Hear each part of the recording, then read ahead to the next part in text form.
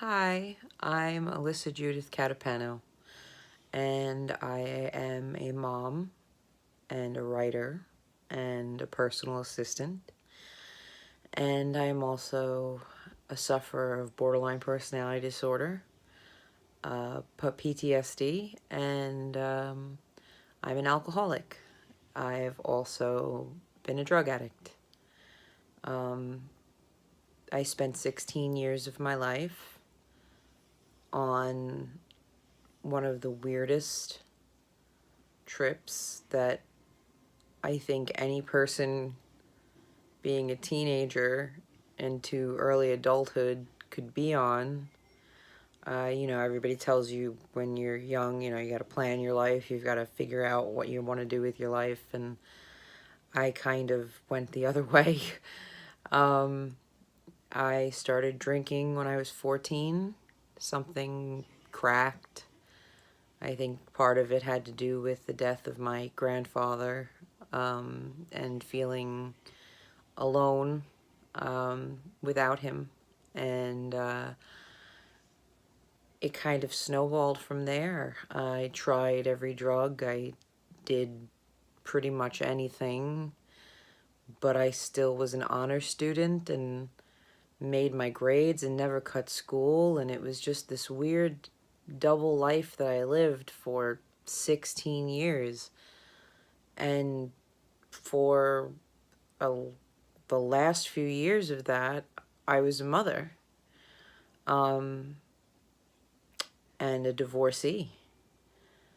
And my story kind of that's, where everything kind of spiraled out of control, because once I realized I had someone else's life to look after, I realized that my life was no longer the most important thing, and I had to stop being, you know, the person that I thought I had to be, which was this mess of alcohol and drugs. And I mean, I was remembered at college parties as being the girl who brought my own liter of vodka to finish by myself at 21. Um, by the time I was 25, I was working gigs in theater and film and, eating Taco Bell and just drinking every single night in my apartment. And then when I became pregnant, I obviously stopped everything. But once she came out and was in the world, and my marriage was obviously unhappy, I went right back to what I knew best, and that was drinking. Um, and when my divorce got out of control, I turned to oxycodone to shut out the verbal abuse that I was enduring on a daily basis, since he wouldn't move out and I felt trapped. And I spent a very, very long time trying to put pieces of my life together and remember the reason why I'm on this earth and why I'm supposed to get myself together. And what I learned was I learned it through my daughter. I saw her growing up, and I was handed an autism diagnosis for her when she was 3 years old. And a week after she was diagnosed with autism, I was raped. So that really didn't help the recovery part. Like I didn't let go yet. I couldn't let go of the drugs or the alcohol yet. I didn't feel like I could stop numbing all of the painful things that had happened to me in my life. And that's really what it is. I spent so long trying to numb so much trauma, and even down to my pregnancy, even down to my birth, everything was just too much for me or too traumatic for me, and my anxiety was through the roof, and I thought that the only way to shut it off was to keep doing what I knew best, which was get high and drunk. I was a good mother. I am a good mother.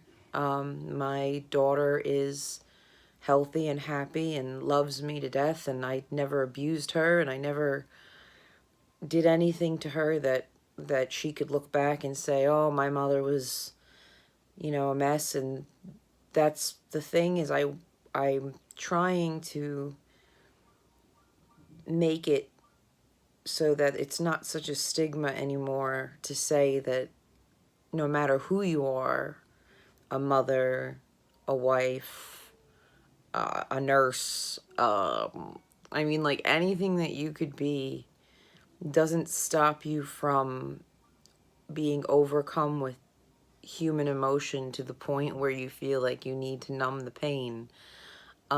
It's just how you get out of that and how you figure out how to crawl out of that. And I slowly but surely, after my rape especially, I came back to God, and I came back to what my purpose was, which was to raise an absolutely amazing autistic child, who's brilliant and who at 3 didn't speak, and now at 6 speaks perfectly well, because as much as I suffered, I pushed and I pushed and I pushed for her to have the best in everything, and down to the final pill that I took on January 15th, 2017, and I said no more after this, and I haven't touched oxycodone since.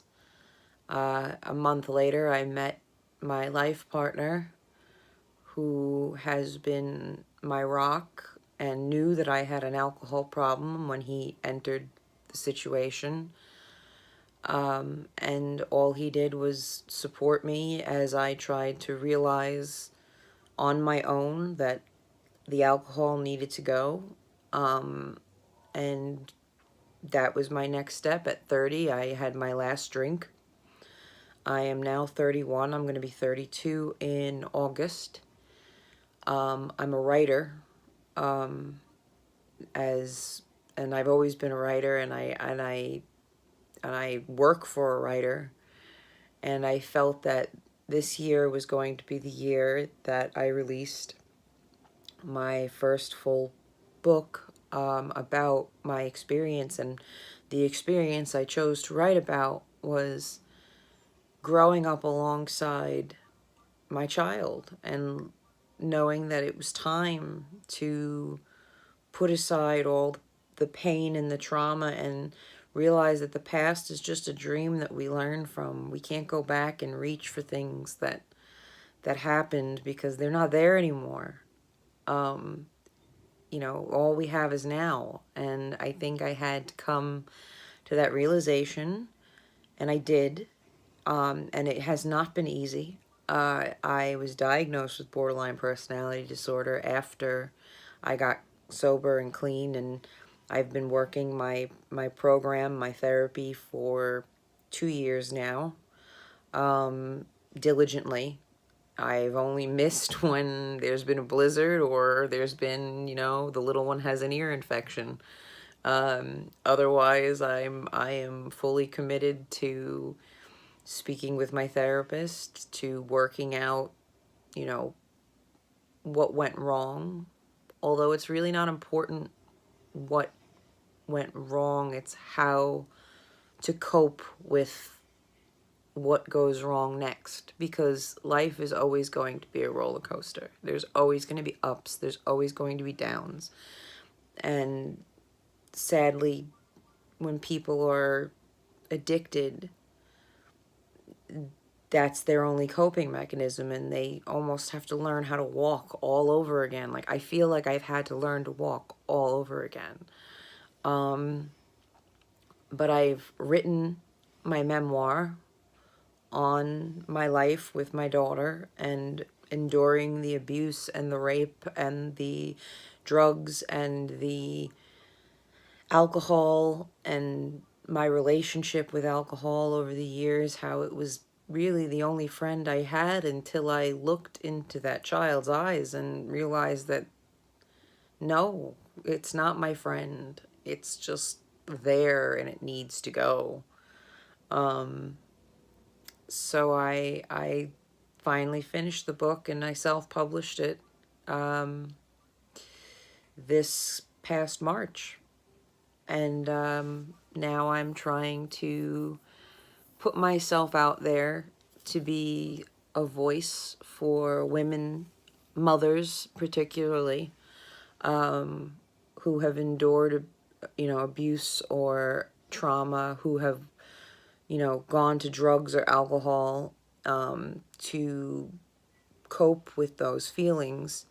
You're not a bad mother because of that. You're a human being. And you deserve to be heard and you deserve help. You don't deserve to be shunned or turned away from help, or, if your family disowns you, there's always somebody else out there that wants to help you. I want to be one of those people that helps you. So I'm just trying to get my voice out there and my story out there, and there's so much more to it. I'm already working on my second memoir, which is basically going to be an explanation of all the things that I went through prior to motherhood, all the weird stories and the things I would do for alcohol or drugs or money, that looking back, I can't go back and reach for it and be like, okay, no, that, you have to take that back. I can't do any of that, but I can write about it and I can share it and I can say that you are not alone and that you deserve as much love and respect as a person who isn't addicted. And that there is hope. And, there are mothers out there who, I was on the brink of losing custody of my daughter and I never did. But there are mothers out there that have, and there is coming back from that. There is coming back from all of it. And I'm a witness. I'm here in front of you telling you that you can come back. I should have been dead, I don't know how many times in my life, either by alcohol poisoning or getting in a strange car or playing games in the street like Frogger because I was so drunk I thought, it was funny at the time. Or, just the oxycodone. And I remember one Christmas, the Christmas before I quit finally, I got a respiratory infection that was so bad. And I knew it was because of the pills, because I never get respiratory infections. And I was faced with this idea of, do I stop the pills cold turkey and get on antibiotic, or do I wean myself off and not mix them with anything else? And I I pushed through that respiratory infection, weaning myself off of oxycodone, and it was hell. It was absolute hell. But I can't describe to you the happiness that I felt when it was finally done and I was able to just stop. So before I go on forever and ever and ever with this video, I just wanted to say that I'm here for you.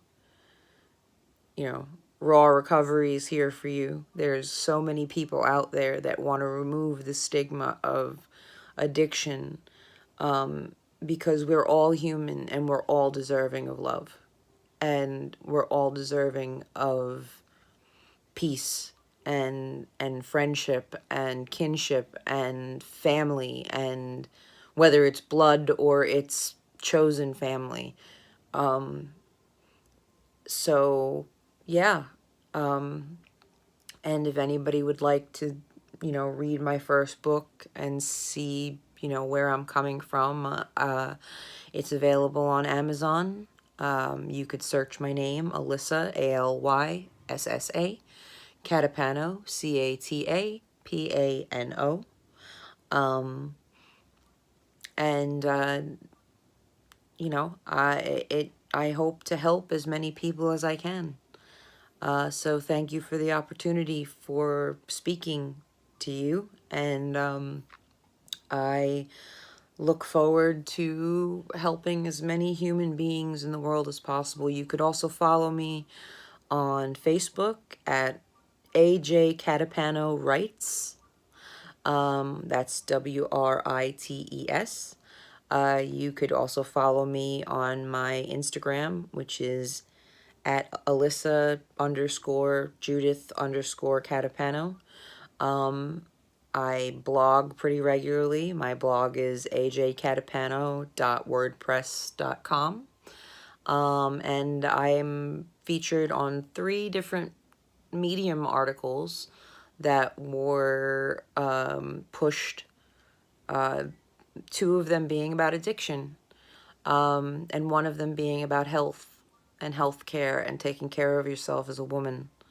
So that's my story, and I hope that I hear from you.